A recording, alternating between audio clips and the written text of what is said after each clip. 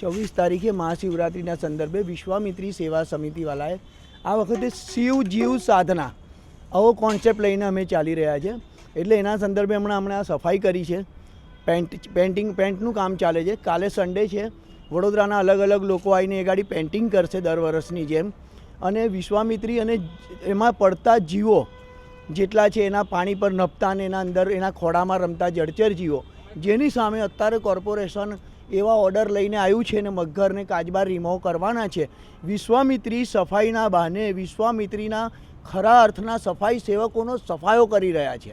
હું આને મારી ભાષામાં સફાયો કહીશ કે વિશ્વામિત્રી અને એના જાનવરોનો સફાયાનો 100 દિવસનો આ લોકોનો કોન્સેપ્ટ છે. પણ 100 દિવસ સાસુનો તો 1 દિવસ વહુનો હોય. અમે પર્યાવરણવાદીઓ અને જીવદયા તરીકે અમે એમને જરૂર એમને રોકીશું અને કાયદેસર અમે ભલે નથી રોકી શકતા પણ આ લોકોએ ક્રુઆલિટીનું એક કાયદેસરનું લાઇસન્સ લઈને આવ્યા છે.